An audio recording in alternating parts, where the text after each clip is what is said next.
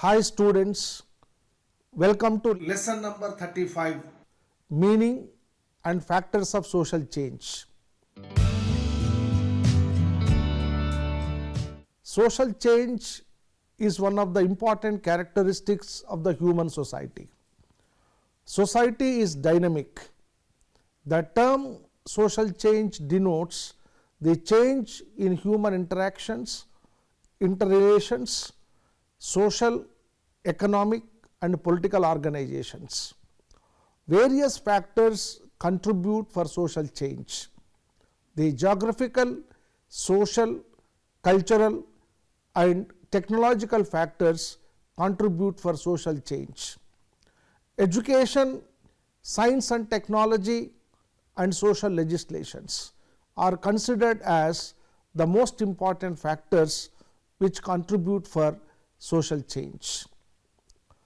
The social processes like Sanskritization, Westernization and Modernization would also contribute for social change. The main objectives of this lesson to discuss about the factors of social change. Now let us discuss about the technology and social change in social institutions. Technology has profoundly altered our modes of life and also thought. Technology has not spared the social institutions and its effects. The institutions of family, religion, morality, marriage, state, property, etc. have been altered. Modern technology in taking away industry from the household has radically changed the family organization. Many functions of the family have been taken away by other agencies. Due to the invention of birth control techniques, the size of the family is reduced. Marriage has lost its sanctity. It is treated more as a civil contract than a sacred bond. Marriages are becoming more and more unstable. Instances of divorce, desertion and separation are increasing. Technology has elevated the status of women, no doubt, but it has also contributed to the stress and strains in the relations between men and women at home. Religion is losing its hold over the members. People are becoming more secular, rational and scientific, but less religious in their outlook. Though religion has not been directly affected by the modern technology, inventions and discoveries in science have shaken the foundations of religion. They have changed attitude towards religious rituals and creeds. The function of the state or the field of state activity has been widened. The modern states call themselves welfare states. They have become secular in nature. Modern inventions have made the state to perform such functions as the protection of the aged, the weaker sections and the minorities, making provision for the schools, colleges, universities, child labor laws, health measures, juvenile courts, etc. The modern inventions have also strengthened nationalism. The modern governments which rule through the bureaucracy have further impersonalized the human relations. Now let us discuss about social legislation and social change. Laws are a form of social rule emanating from political agencies. Laws become legislations when they are made and put into force by law-making body or authority.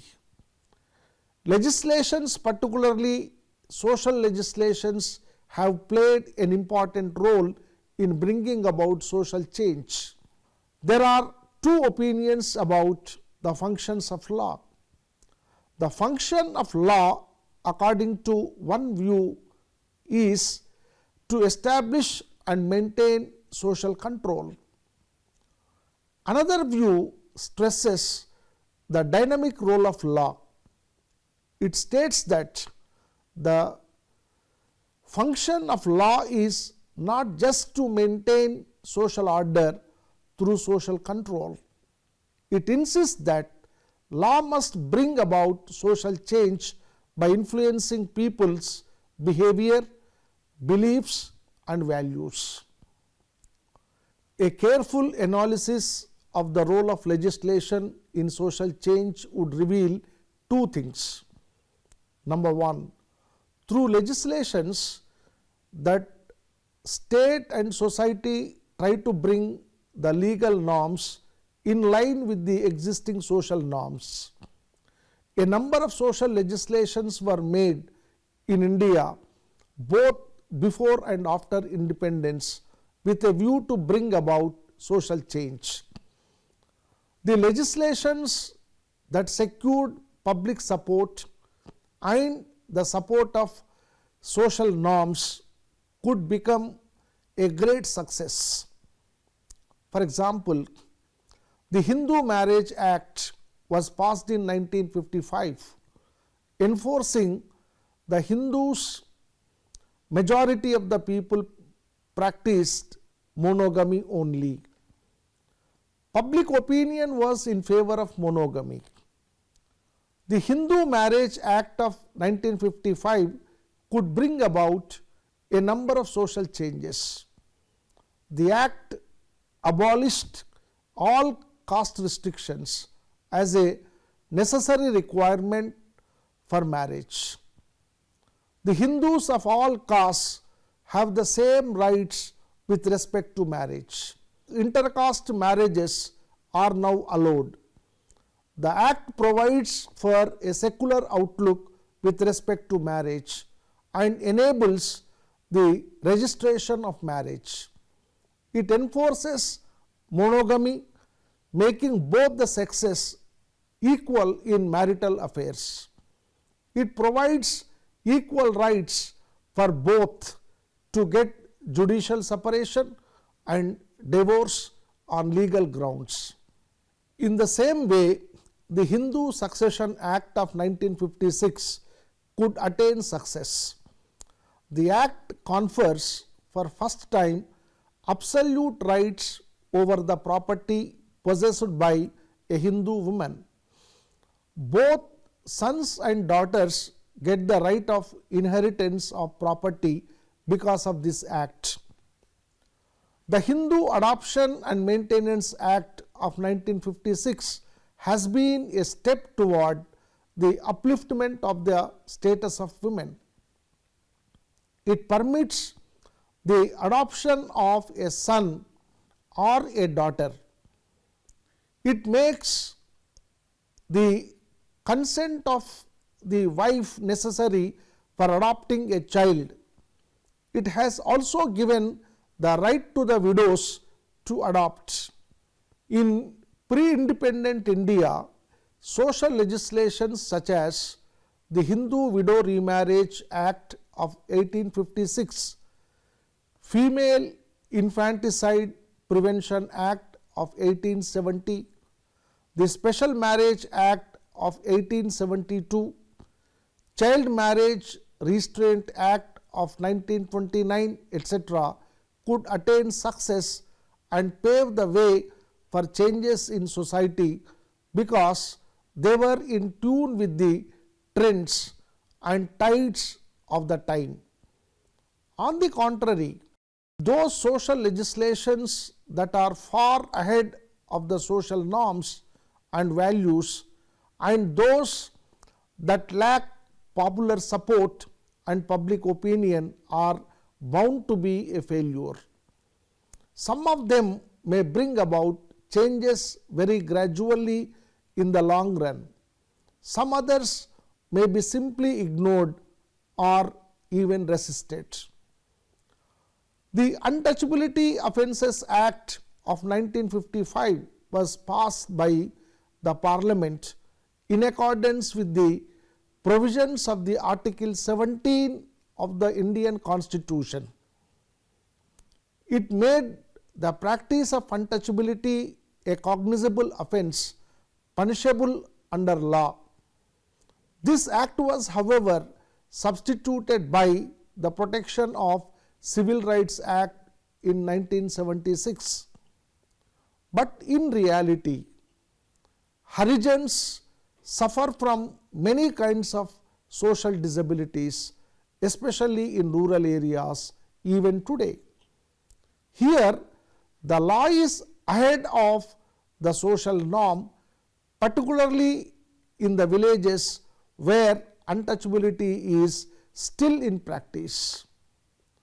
The institutionalization of this new rule has not affected people's ways of life, because the majority of the village people have not yet internalized this norm. It makes clear that passing an act is not enough to alter the social practice. A social movement educating the public through propaganda is necessary to make effective such social legislations.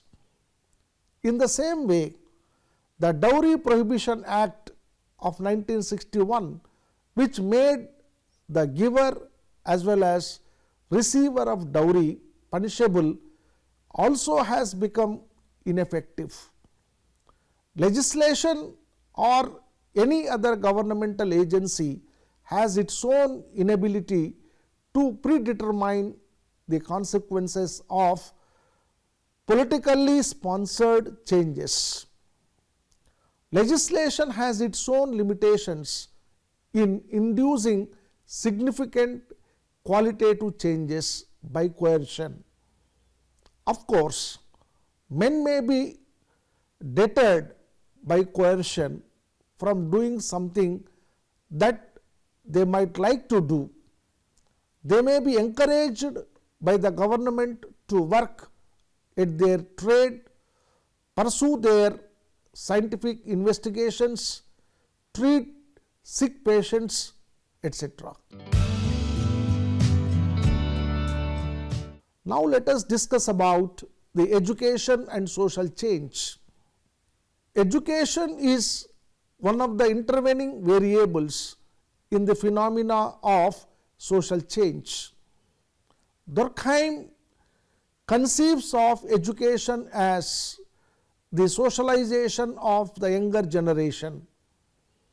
According to James Welton, education consists in an attempt on the part of the adult members of human society to shape the development of the coming generation with its own ideals of life. As Samuel Koenig has pointed out, it is a process whereby the social heritage of a group is passed on from one generation to another generation. Education can also be understood as factor of social change. Education can initiate social change by bringing about a change in the outlook, attitudes of man. It can bring about a change in the pattern of social relationships, and thereby it may cause social changes. One of the purposes of education is to change man and his life and living style. To change man is to change society only. There was a time when educational institutions and teachers were engaged in transmitting a way of life to the students. But today, education aims to imparting empirical knowledge, that is, knowledge about sciences, technology and other type of specialized knowledge. Education was associated with religion. It has, however, become secular today. Education today has been chiefly instrumental preparing the way for the development of science and technology. Education has brought about phenomenal changes in every aspect of man's life. Education is a process which brings about changes in the behavior of society.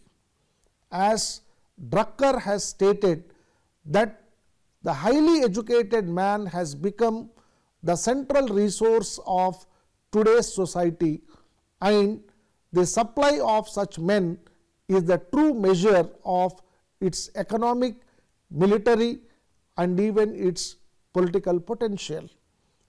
Modern education has changed our attitude and outlook. It has affected our customs and traditions, manners and morals, religious beliefs and philosophical principles. It has removed to a great extent the superstitious beliefs and unforeseen fears about the supernatural beings. It has widened our vision and removed our narrow ideals, prejudices and misunderstandings. Higher education has brought about more refined behavior. Education has contributed to a radical improvement in the status of women. Particularly, mass education in civilized societies has fostered the sense and feeling of equality. That education reflects society and educational change follows social change. Though education conditions development, it itself is a product of prior social and economic changes in society.